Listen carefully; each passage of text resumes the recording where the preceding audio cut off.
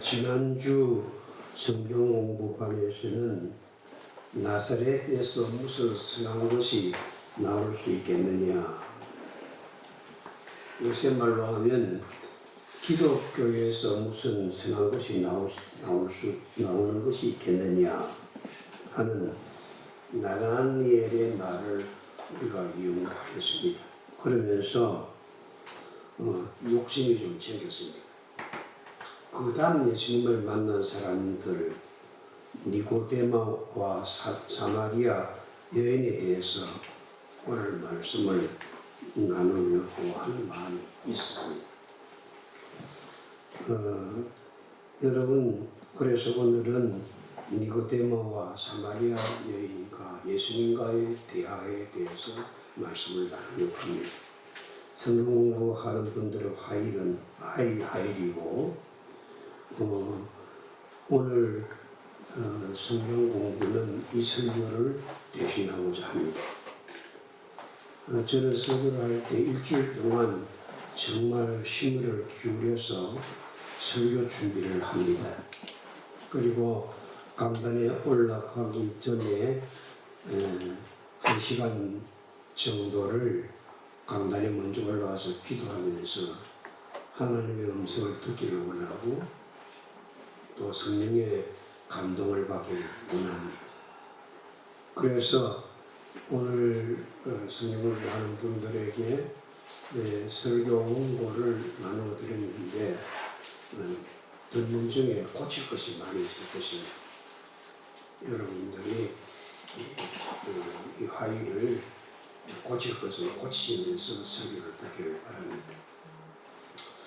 현재의 우리가 사는 이 세상은 무엇이 잘못되어 있는가 하는 문제를 정확하게 파악하지 못했으면 우리는 한 걸음도 앞으로 나아가서는 안 됩니다. 잘못 가는 길 끝에는 천길 낭떠러지가 있기 때문입니다. 그러면 우리는 무엇을 어떻게 해야 합니까? 내 삶을 진단해야 할 것입니다.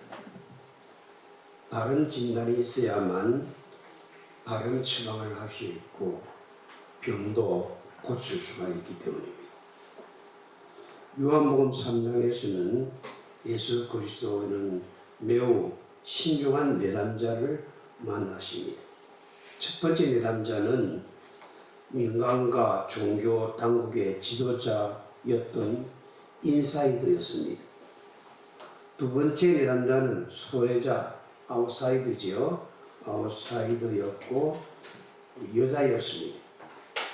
이 두 내담자는 기독교인들에게는 매우 잘 알려진 인물입니다. 복음에는 이 두 내담자와 예수님과의 만남이 나란히 등장하는 데는 다 이유가 있습니다. 이 두 사람은 겉으로 보기에는 너무나 다른 환경을 가졌기 때문에 언뜻 보면 서로 무관한 사이처럼 보입니다. 하지만 성경을 가만히 보면 이 두 사람에게는 공통점이 있습니다. 그 공통점은 무엇일까요? 그거는 마음의 공허입니다. 아웃사이더와 인사이더, 이 판이한 이 두 내담자에게 그런 공통점이 있었다면 우리가 서로 다른 우리 모두에게도 같은 공통점이 분명히 있을 것입니다. 그러면 우리 모두의 마음의 공통점은 무엇일까요? 그건 공허입니다. 우리들 마음에는 모두 다 공허가 있습니다. 우리의 마음을 공허하게 만드는 그것을 이해하려고 하면 우리는 우선 죄에 대해서 생각하지 않을 수 없을 것입니다. 죄에 대해 생각하지 않고는 이 두 내담자에 대해서 거론할 수가 없습니다. 사람들은 죄와 죄인이라는 이 두 단어를 사용할 때에 진정합니다. 그리고 안타깝게도 죄라는 이 두 단어 때문에 많은 사람들이 기독교의 하나님으로부터 멀어지게 됩니다. 그런데 기독교인 우리는 나는 죄인이라는 말을 너무 쉽게 하는 것 같습니다. 죄를 너무 편하게 그리고 너무 쉽게 얘기할 수 있다는 것은 사실은 나는 죄를 모른다는 것을 폭로하는 것과 같습니다. 다시 말하면 죄를 알기는 아는데 죄에 대해서 잘못 이해하고 있다는 것이지요. 여러분, 죄는 우리가 생각하는 것보다 훨씬 더 광범위합니다. 우리가 죄를 바르게 이해하게 되면 죄라는 이 단어를 절대로 쉽게 마음 편하게 찌그릴 수가 없습니다. 왜냐하면 죄를 너무 쉽게 생각하는 그 사람에게 반드시 비수가 되기 때문입니다. 그렇습니다. 그런데도 우리는 아무도 너는 죄인이라는 이 판결에서 벗어날 수가 없습니다. 성공한 사람도 실패한 사람도 많이 배운 사람도 가방끈이 짧은 사람도 도덕 선생님도 윤리학자도 저 사람은 법 없이도 살 수 있을 것이 않은 그런 사람들까지도 이 죄에서부터 벗어날 수가 없습니다. 그게 바로 요한이 이 인사이드와 아웃사이드에서 판이하게 두 사람을 한 성경에 동시에 출연시키는 이유입니다. 우리는 오늘 예수님을 만난 소외계층부터 먼저 살펴보도록 하겠습니다. 요한복음 4장에는 예수님과 우물가의 여인이 등장합니다. 이 소외층 여인의 죄는 누구나 다 쉽게 알아볼 수 있습니다. 예수님은 피곤하고 목이 말랐지요. 그래서 한낮에 우물가로 향하십니다. 도착했지만 두리박이 없으니 물을 끼러 올릴 방법이 없습니다. 그때 여자가 혼자 우물을 향해서 오는 것을 예수님이 보게 됩니다. 그래서 예수님과 이 여인의 우물가에서의 대화가 시작됩니다. 나는 예수님과 이 여인의 대화가 얼마나 진지한 대화인지 그것을 오늘 이 설교를 통해서 여러분들과 함께 나누어 보고 싶은 것입니다. 이 여인은 예수님이 자기에게 말을 걸어 오셨다는 것, 그 자체에 충격을 받습니다. 유대인인 예수님과 사마리아인인 이 여인은 결혼지간입니다. 사마리아인들은 이방인과 결혼하여 생겨난 혼혈아가 대부분입니다.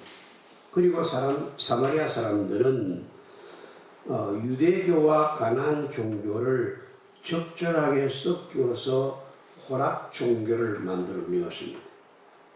그래서 유대인들은 이 사마리아 사람들에 대해서 생각하기를 이들은 멸종 인종이자 우리가 신천지를 대할 때에 이단으로 취급하듯이 그런 사마리아 사람들을 이단으로 취급했습니다.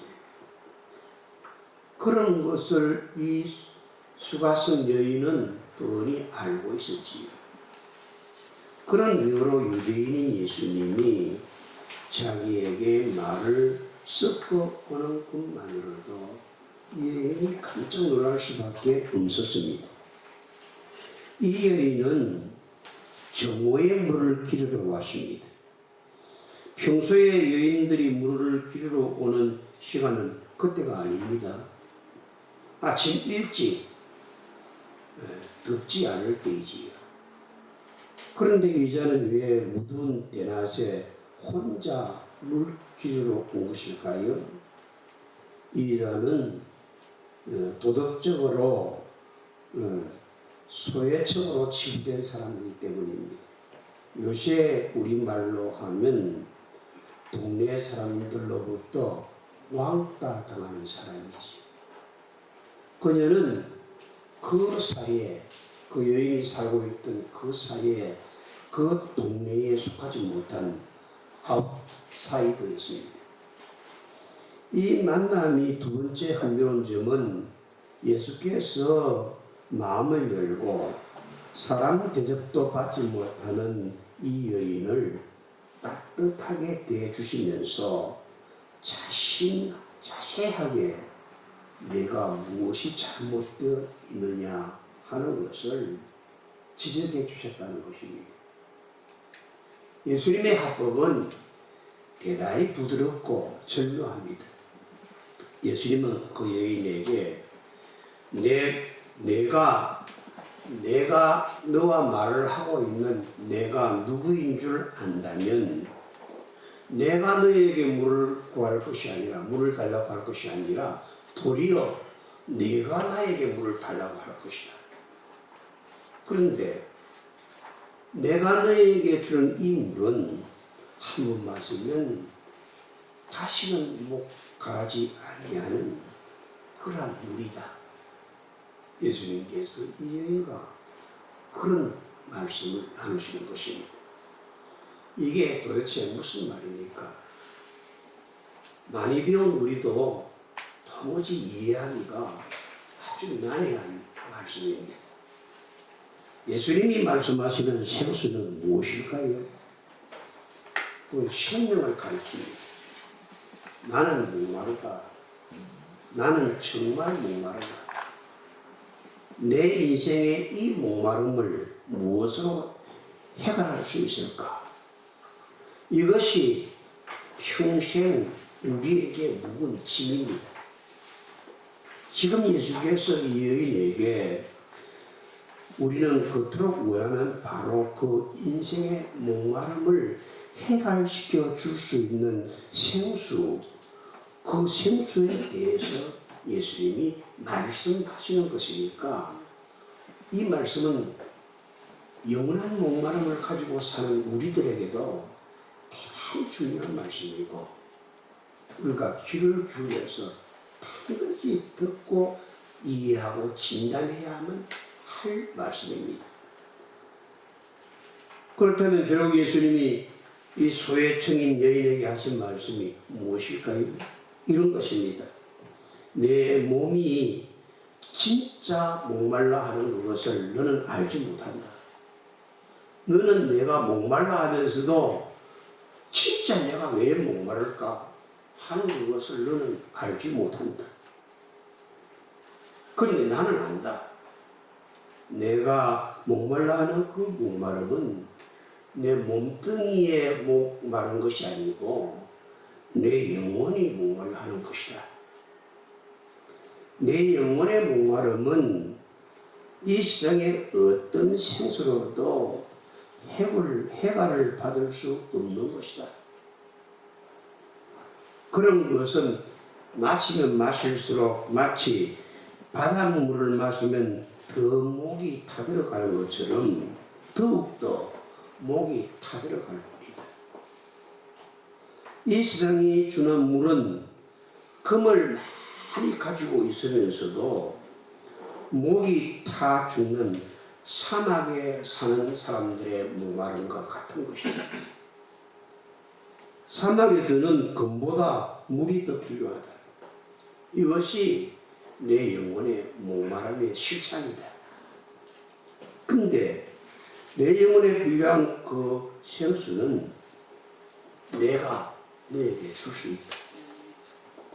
내가 주는 이것 없이는 너는 영원히 인생을 목말라 하다가 목말라 하면서 죽을 수밖에 없을 것이다.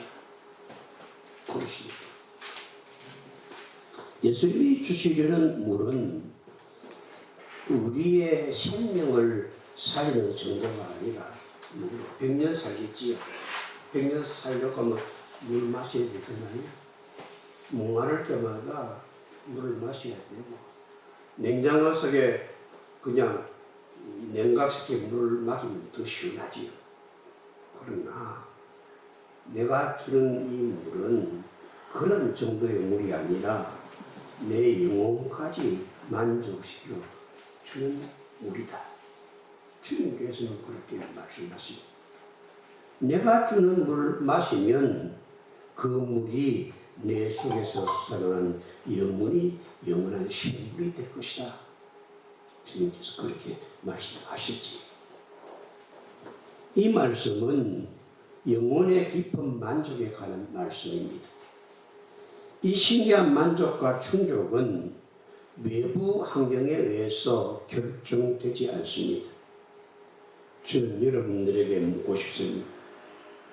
무엇이 당신을 행복하게 해준다고 생각하십니까?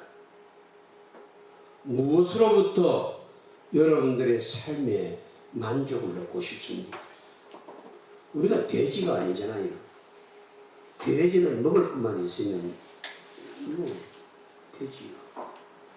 그런데 우리는 좋은 것을 먹으면 먹을수록 더 우리는 목마릅니다. 무엇으로 우리가 삶의 만족을 얻으려고 합니까? 이에 대한 대답으로 여러분들은 외부적인 어떤 조건을 생각할 것입니다. 사람에 따라서 조금씩은 다르겠지만은 사람들은 대부분 연애에 더 관심을 많이 두는 사람들이에요. 연애에 목마르지요. 또 직업에 대해서, 또 정치에 대해서, 또 대명분에 대해서 그렇게 희망을 둡니다. 여러분들의 입에서 그것이 나에게 중요해, 그것만 있으면 나는 만족해, 그렇게 말을 할 수 있고 그렇게 믿을 수 있습니다. 그러나 예수님의 진단에 의하면 이러한 모든 것은 외부적인 그런 조건에 불과합니다. 100년을 넘기지 못하는 만족이지. 다시 목마를 수밖에 없습니다. 그런데 예수님은 그 어떤 외부 조건도 인간 내면에 있는 깊은 갈증, 인간이기 때문에 느끼는 갈증, 그 갈증을 채워줄 수 없다고 말씀하십니다. 예수께서 주실 생수의 의미를 좀 더 생각해 보자면 지금 우리에게 필요한 것은 우리의 얼굴에 끼얹는 그런 물이 아니라 내 영혼의 갈증을 해결해 줄 물입니다. 그래서 예수님은 내가 지금 내게 필요한 그것을 주어 내 안에 영혼이 솟아나는 우물물을 만들어 줄 수 있다. 그 우물물이 내 안에 있다면 외부 환경이나 그 어떤 사건과 관계없이 내 존재의 엉거리 속에 불가해한 내 인생의 고민, 바로 그것에 절대적인 만족을 줄 수 있다고 말씀하시는 것입니다. 인간은 무엇을 위해서 살아갑니까? 그러나 예수님은 우리가 원하는 그 무엇이 사실은 우리에게 실망을 안겨주는 것이라고 단언하십니다. 우리가 원하고 가지려 하는 그 무엇은 공짜로 얻을 수 있는 것이 아닙니다. 우리가 원하고 가지려 하는 바로 그 무엇은 반드시 그것을 원하는 사람을 자기의 노예로 삼습니다. 그것이 무엇이든 내 손에 없다면 나에게는 내일이 없다고 우리가 불안해하기 때문입니다. 그래서 내가 원하는 그 무엇을 조금이라도 가지게 되면 그것이 나에게서부터 사라져버릴까봐 극도로 불안해하고 누군가가 내가 가진 그 무엇을 조금이라도 손해를 끼치면 분노합니다. 그리고 내가 가지고 싶은 그 무엇을 성취하지 못하면 우리는 결코 자기 자신을 용서하지 못하고 자기 자신을 학대합니다. 그리고 우리가 원하는 그것을 또 기대 이상으로 가지게 되면, 다시 말해서 모든 사람들이 가지고 하는 그것을 다른 사람들보다 내가 조금 더 많이 가지게 되면 우쭐해져서 우리가 잠시는 그냥 만족해하고 목마름을 받는 것 같지만은, 그러나 그런 것들이 우리가 기대한 것만큼 우리에게 만족을 가져다 주지 못합니다. 미국 작가 데이비드 월리스보다 내가 가지려는 그 무엇이 우리에게 만족을 가져다 주지 못한다는 것을 잘 표현해 준 사람은 없습니다. 데이비스 윌리스는 자기 분야에서는 세계에서 제일 정상에 오른 사람입니다. 각종 수상에 빛나는 포스트 모던 베스트셀러 소설가로서 참심한 이야기 전개로 전 세계에 그 이름을 날린 사람이고, 그 책가 수백만 부나 팔려나가서 돈을 엄청나게 번 사람이었어요. 그가 캐니언 대학 졸업식에서 했던 연설이 많은 이에게 기억됩니다. 그는 이렇게 말을 합니다. 모든 사람은 그 무엇인가를 숭배한다. 무엇을 숭배할 것인지는 자기 선택에 달렸다. 그런데 한번 너 자신을 가만히 진지하게 생각해 보라. 돈과 재물을 숭배하면 아무리 많이 가져도 만족을 얻지 못한다. 삶의 진정한 의미를 돈에서 찾을 수가 없다. 그게 실상이다. 뭔가 미모와 성적 매력을 한번 생각해 보라. 그렇다면 늘 자신이 못나 보이고 나이 들면서 내 몸에 노화의 표시가 나타나기 시작하면 실제로 땅에 묻히기 전에 나는 1000만 번을 더 죽는다. 권력을 숭배하게 되면 자신이 한없이 나약하게 느껴지고 두려워진다. 이 두려움을 몰아내려면 다른 사람을 지배할 권력이 점점 더 많아져야 된다. 권력을 숭배한 자는 자신이 소유하게 된 권력을 언제 빼앗길지 몰라 한없이 두렵고 한없이 떨린다. 똑똑해 보이는 사람을 한번 똑똑해 보이는 지성을 숭배해보라. 결국 공부를 하면 할수록 자신의 지성이 한없이 낮아만 보이고, 똑똑한 체 하기 위해서 모르는 것도 안다고 아는 것처럼 그렇게 행세하는 위선을 떨어야 된다. 그것을 자기 자신은 잘한다. 모르면서 아는 것처럼 하는 것 그거 다른 사람은 모르지만 너 자신은 잘 알지 않느냐. 그래서 어떻게 보면 자기가 자기를 사기꾼처럼 본다. 그렇습니다. 결국은 당신이 숭배하는 그 무엇이 당신을 산채로 삼켜버릴 것이다. 이 말을 쉽게 말하면 돈을 가져가고 돈을 숭배하면 돈이 너 자신을 삼켜버린다.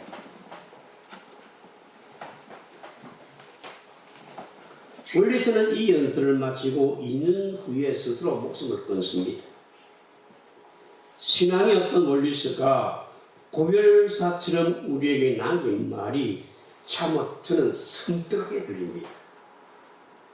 결국 당신이 숭배하는 그 무엇이 당신을 산채로 썩여버릴 것이다. 근데 예수님은 말씀하십니다. 내가 가지려고 애쓰려는 그것이 내가 너에게 주려고 하는 것이 아니고 다른 그 무엇이라면 너는 절대로 너의 영적 갈증을 해결할 수가 없다. 내가 숭배하던 그것이 결국은 너를 죽게 만들고 내가 사모하고 그대로 가지기 원했던 그것이 결국은 너를 지옥으로 떨어지게 만들 것이다. 내가 숭배하던 그것 때문에 너는 지옥 갈 것이다. 내가 숭배하던 그것 때문에 너는 망할 것이다. 내가 좋아하는 그것 때문에 너는 더 목마름을 탈 뿐이다. 여기까지 예수님이 말씀하시자 수가성 여인은 주여 내게 주시는 것이 무엇입니까? 내게 주십시오. 내가 마시겠나이다. 그렇습니다. 그러자 예수님은 엉뚱하게 가서 내 남편을 불러오라고 하십니다. 나는 남편이 없습니다.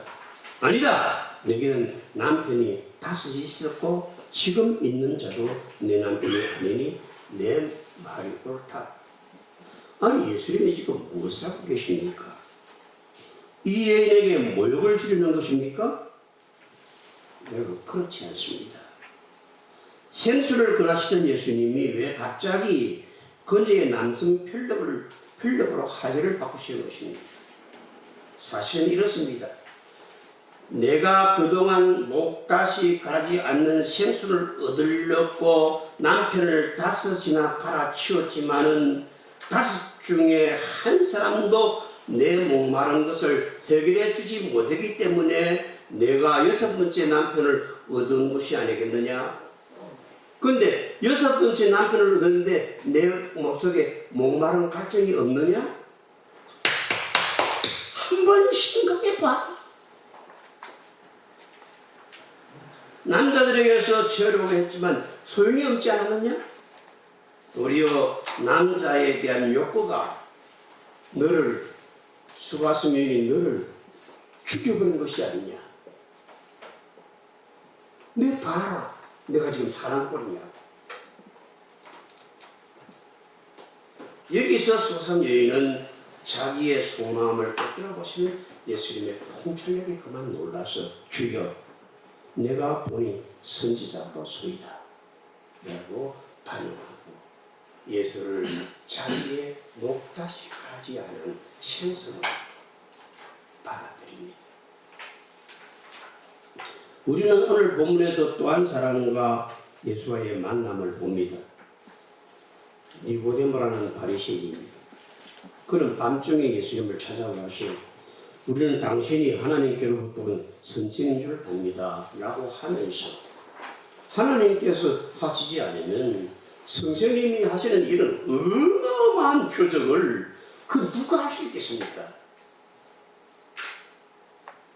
예수님은 니고데의 이 말을 다 듣고 내가 거듭나지 않으면 하나님 나라를 볼 수 없다고 하십니다. 그러자 니고데모가 나는 늙었는데 어떻게 다시 태어날 수 있겠습니까? 내가 다시 어머니의 태 속으로 기어 들어갔다가 다시 어린 나이가 되어서 이 세상에 태어날 수 있겠습니까? 의아해합니다. 예수님은 니고데모의 이런 질문에는 대답도 하지 아니하시고 다시 한번 내가 진실로 내게 말한다. 사람이 물과 성령으로 거듭나지 아니하면 하나님 나라에는 들어가지 못한다. 그렇게 말씀하십니다. 왜 육으로 나온 것은 육이고 영으로 나온 것은 영이기 때문입니다. 영과 육은 마치 물과 불과 같이 다릅니다. 어떻게 물이 불에 들어갈 수 있겠습니까? 그러니 내가 거듭나야 하겠다 한 말을 이상하게 생각하지 말라 꼭 말씀하십니다. 예수님께서는 수가성 우물가의 여인과의 상담하는 방식과는 정반대의 상담을 니고데모와는 하십니다. 수가성 여인과의 대화는 아주 부드럽고 친절한 모습으로서 하나부터 열까지 차근차근 가르쳐 주시려는 그런 방식의 그런 상담이었는데 니고데마와의 상담은 아주 강경한 어투고 아주 공격적인 그리고 직선적입니다. 니고데마는 처음부터 예의를 갖추었습니다. 사람들이 선생님을 지혜로운 분이라고 하십니다. 니고데마의 말은 최고의 존칭어가 되어 있습니다. 그러나 예수님은 예수님의 상담 언어는 다짜고짜 폿대고 아주 잣대버립니다. 그래서 내가 거듭나야 하겠다는 말씀을 계속 되풀이 하십니다. 여기 어떤 군더더기가 붙지 않습니다. 수식어가 없습니다. 평생 유대인의 율법을 준수한 신사인 점잖은 니고데모는 이 난데없는 공격적인 선언에 틀림없이 기분이 상했을 것입니다. 예수님이 니고데모에게 하신 말씀이 그렇다면 여러분 거듭난 그리스도는 누굽니까? 우리는 일반적으로 거듭난 사람은 우리와 다를 것이라고 생각을 합니다. 사람들은 우리가 거듭난다는 것을 어떤 카타르시스적인 것으로 생각합니다. 니고데모는 성공한 사람이었으며 독실한 그리고 정직한 신앙인이었습니다. 이보다 더 진실한 종교인은 이 세상에 그리 흔하지 않을 것입니다. 그런 니고데모가 교육도 받지 못한 나사렛 사람 예수를 존경하는 성스님이라고 한 것을 보면 분명 대다수 동료들보다는 니고데모는 마음이 겸허하고 청결한 사람인 것 같습니다. 니고데모는 어디로 보나 정말 존경받을 만한 신앙인이고 저도 니고데모와 같은 이런 신앙을 본받고 싶습니다. 그런데 예수님은 니고데모를 향해 이렇게 공격적인 마치 니고데모의 인격을 싹 무시해버리는 것 같은 그런 말씀을 하십니까? 문제는 보세요. 니고데모의 제일 깊은 곳에 자리 잡은 숨어있는 교만, 내 속에 아무도 모르는 안에 나만 아는 숨어있는 죄, 그것을 예수님은 지적하시는 것입니다. 니고데모에게는 숨은 교만이 있습니다. 예수님은 지금 그것을 마치 생선에서 뼈를 발라내듯이 그렇게 니고데모에게서부터 발라내시려고 하시는 것입니다. 니고데모, 너는 내가 열심히 노력해서 출생의 특권을 얻다고 생각하는가? 너는 내가 빈틈없이 계획하여 좋은 가정에서 태어났다고 생각하는가? 어림없다. 단풀지도 없는 소리다. 천천만의 말이다. 우리가 무엇을 이바지해서 이 세상에 이렇게 태어난 것은 아니다. 생명은 값없는 선물이다. 네가 남자로 태어나고 싶어서 태어났느냐? 내가 미인으로 태어나고 싶어서 그렇게 태어났느냐? 아니다. 내 생각과는 전혀 관계없이 너는 그 어떤 힘에 의해서 태어난 것이다. 생명은 값없는 선물이다. 새로 태어나는 것, 거듭나는 것도 중시하는 것도과 마찬가지인 것이다. 구원은 은혜이다. 그 어떤 도덕적 노력으로 구원을 얻어내거나 구원받을 공로를 쌓을 수가 없습니다. 니고데모의 생각과 예수님의 생각은 지금 불가물입니다.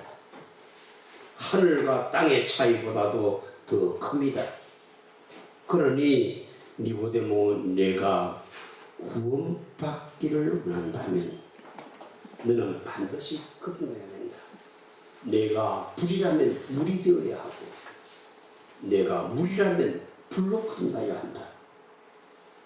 이 방법밖에 내가 천국에 갈 수는 다른 길은 없다.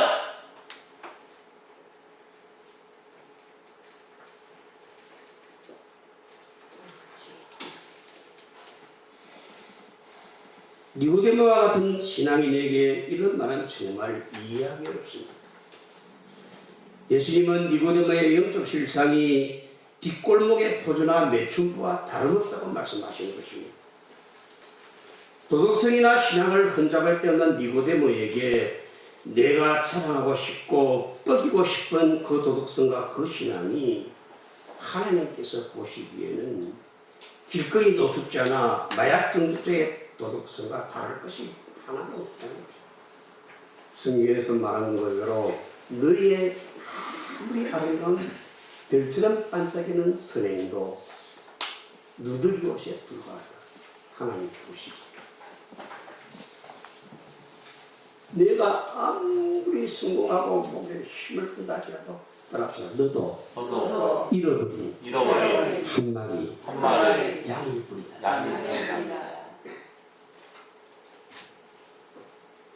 아웃사이드의 남편을 다스리나 둔 수가성 여인이나 이스라엘의 도덕 선생인 인사이드인 니고데모나 양쪽 다 아예 처음부터 다시 시작해야 된다는 것입니다.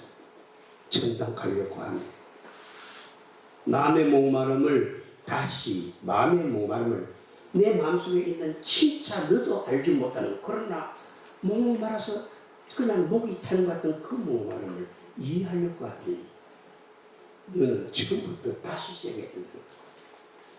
양쪽 다 그런가 요. 부도덕한 수가성 여인도 이스라엘 도덕 선생인 니고데모도 둘 다 거듭나야 한다는 것입니다. 양쪽 다 영원한 생명이 필요합니다.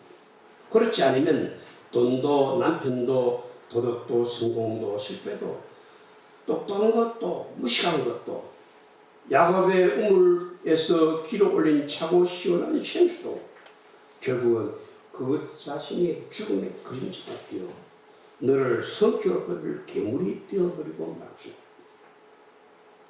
너는 살려고 밥을 먹지 않느냐? 그렇지요. 그러나 또다시 생각해봐라. 내가 밥을 한 그릇 더 많이 먹으면 그것만큼 너는 더 한 그릇 밥만큼 더 빨리 죽는 것이 아니냐? 너는 목이 가려서 물을 마시는 것이 아니냐? 그렇지요. 그렇다면 내가 물을 한 사발 마시면 너는 한 사발만큼 더 빨리 죽는 것이 아니냐? 5살 먹는 사람이 밥을 먹은 것과 80살 먹은 사람이 밥을 먹은 것이 누가 많이 먹었냐? 80살 먹은 사람이 밥을 많이 먹었지. 밥을 너는 많이 먹기 때문에 너는 죽는 것이다.